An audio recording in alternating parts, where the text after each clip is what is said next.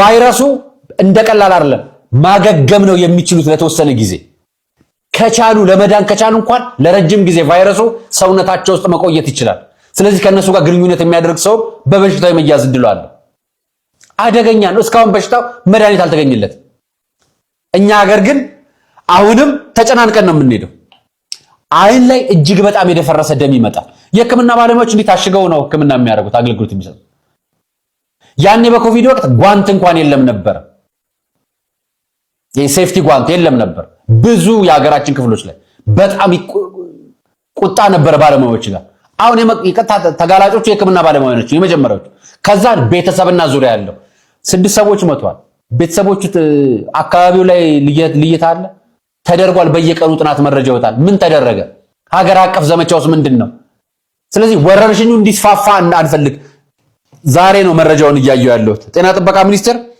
ማህበራዊ ትስስር ፌስቡክ ገጻቸው ላይ ገብታችሁ ከፈለጋችሁ እናንተ ሚኒስትሩ ፌልዝ ላይ እኔ ገብቻ አየሁት እየገለጹ ያለው ስለምን እንደሆነ ልንገራችሁ በዚህ ጉዳይ ላይ ከአሜሪካው የኢትዮጵያ አምባሳደር ጋር እየተነጋገሩ ነው እኔ ደግሞ በእኛ ሀገር ጉዳይ ላይ የኛው ሀገር ጉዳይ ሳይለው የውጭ ሀገር አምባሳደር መጥቶ ጉዳይ ካለው ጉዳዩ ከጀርባው ሌላ ጥናት አለው ብዬ ነው ማለት ሌላ ነገር አለው ብዬ አምናለሁ በተደጋጋሚ ማለት እየረዱን ነው ምን ነው ለሚል ካላችሁኝ ጅንካ ያለውን የሚያጋለጠውን ዶክተር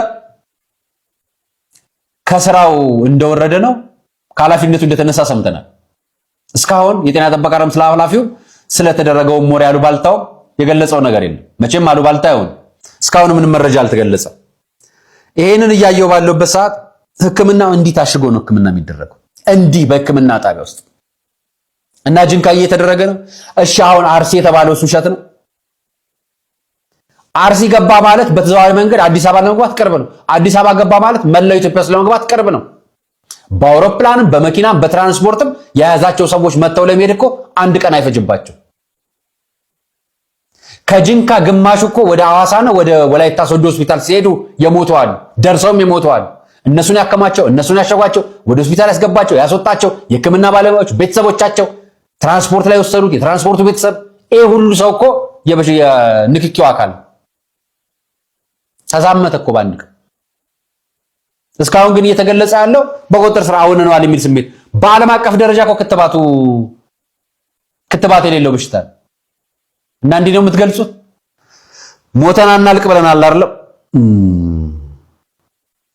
የታለ መላው የታለ ጸሎቱ የታለ የሃይማኖት ተቋማት በዚህ ጉዳይ ያላችሁ መረጃ የሃይማኖት ተቋማት የህክምና ባለሙያ እኮ መመን አላችሁ የእስልምናው ምክር ቤት መግለጫ ይሰጥ ነበር ትላንትና የኢትዮጵያ ኦርቶዶክስ ተዋሕዶ ቤተክርስቲያን መመኖች እኮ አሏት የፕሮቴስታንት እኮ መመኖች አሉ የህክምና ባለሙያዎች በዚህ ጉዳይ ላይ ጥናት ያጠኑ በዚህ ጉዳይ ላይ መረጃ ያላቸው ባለሙያዎች አሏቸው መመኖች አሏቸው መንግስት የራሱን ይበል እናንተም የራሳችሁን በሉ መንግስት የክትባቱና ሌላው ነገር ላይ ይሯሯጥ እናንተ ደግሞ በጸሎት አግዙ ወደ አምላክ ይጠይቅ እኔ ብዙሃን አባቶቻችን ወደ አምላካችን እንጠይቅ አሁን ያለንበት ጊዜ ወደ ፈጣሪ ማመልከቻ እንጂ ቃላት መወራወሪያ ዘመን ላይ አይደለም ያለነው ምላሽ የምንሰጥበት ዘመን አይደለም ያለነው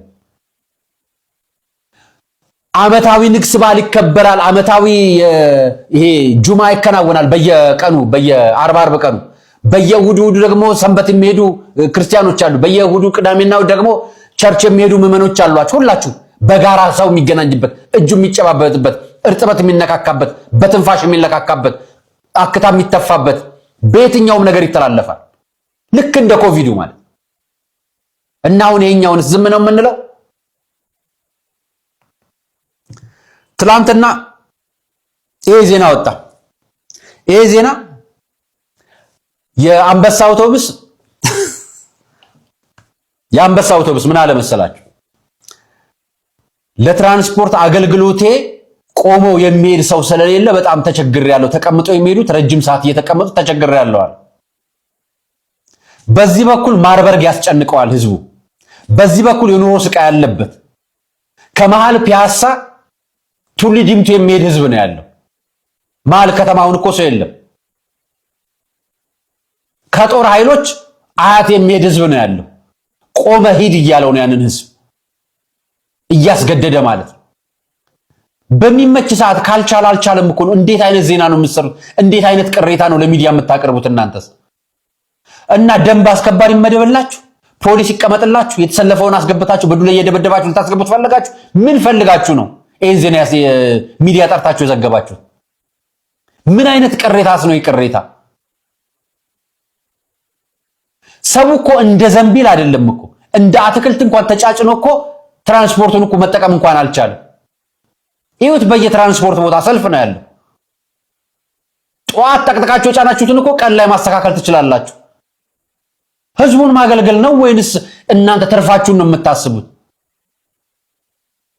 አገልግሎት ለመስጠት ቆሞ የሚሄድ ብላችሁ እንደ ሰለጠነ ሀገር እንሆናለን ካላችሁ እናንተ ነው ማለት ይሄን ለተናገርከው አካል ካላችሁ ውጭ ሀገር ሄዱና እናንተ ምሳሌ የምታረጓቸው ምዕራባውያን አውሮፓውያን የምትሏቸው ጋር ሄዱና በባስ እንደዚህ እንደ ኢትዮጵያ ተጭኖ የሚሄድ ህዝብ እስኪ ያሳዩን። እንደ ኢትዮጵያ ምድር ባቡን ተጠቅጥቆ ያውም ውጭ ያለ ጥበቃ ፖሊሶችና ሰዎች ገፍተው የሚከቱትን ህዝብን አሳዩን እስኪ። አልጨነቃላችሁ? ለሌባ ነው ወይ የምትሰጡት? ህዝቡን ለበሽታ ነው የምታጋልጡት? አሁን ማርበርግ መጣ። የጤና ጥበቃ ሚኒስቴር ጉዳይ ብቻ ነው የእናንተ ጉዳይ አይደለም? ከወንበር በላይ እንደው መጫን የለባችሁም እኮ ቢቻል ነው። እንደው የኢትዮጵያ ህዝብ ይሄን ሁሉ ነገር ስለቻለ ግን ይሄ ሁሉ ግፍ የሚፈጽምበት ምን አድርጎ ነው? ምን ቢበድል ነው? ምን ብናረጋችሁ ነው? የእውነት ልክ ወንበር ስትይዙ ስትቀመጡ እንዲምታደርጉ ምን ብንበድላችሁ ነው?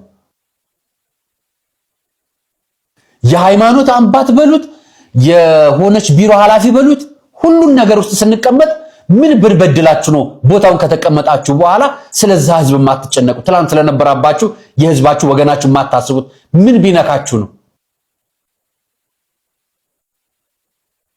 እንደ አቮካዶ ገብቶ ይጨፈላለቅላችሁ ህዝብ ምን ብትፈልጉ ነው ዜናውን እንዲህ ብላችሁ የምትጽፉት? ራሱ ይኸው በጠራራ ፀሐይ ለ2 ሰዓትና ለ1 ሰዓት የሚሰለፍን ህዝብ ዜና የሰሩት ምን ብለው ነው ላሳያችሁ። በኔታቱ የተዘገበ ነው፣ በሌሎች ሚዲያዎችም ዘግበውታል። አገልግሎቱ የህዝብ ትራንስፖርት ተገልጋዮች ቆሞ መሄድ ፍላጎት ስለሌላቸው አገልግሎት አሰጣጥ ላይ እንቅፋት ፈጥሮብኛል።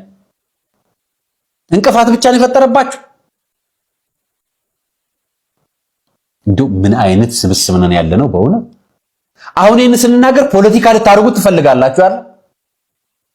ይሄ እኮ የሰው የዕለት እንቅስቃሴ ነው። ተሳፍረን ነው ታክሲ የምንሄደው፣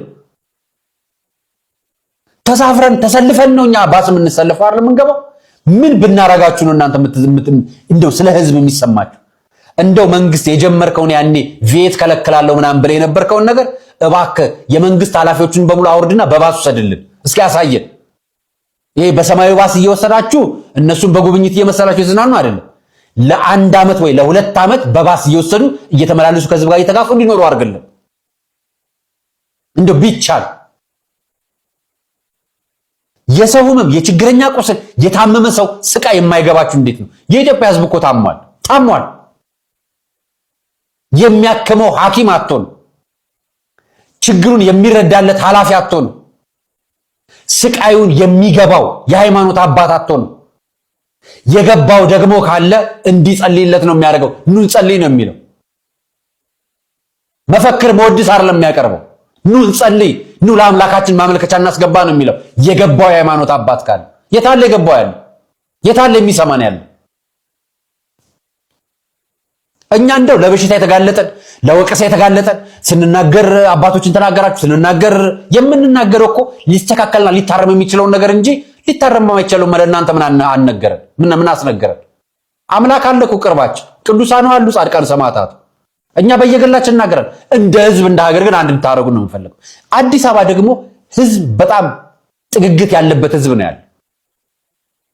ከጅንካ አርሲ ገባ የሚል መረጃ እየሰማን አደገኛው ቫይረስ እንዲህ እንደ ቀልድ የምታዩት አይደለም። እና ቀጣዩስ እንዴት ሆነን እንሙትላችሁ? እንዴት አድርገን እንገደልላችሁ? እንዴት አድርገን እንጥፋላችሁ? ለምንድን ነው የፈለጋችሁት የኛን መጥፋት? ምን ይሰራላችኋል? ብንሞትላችሁ ደስ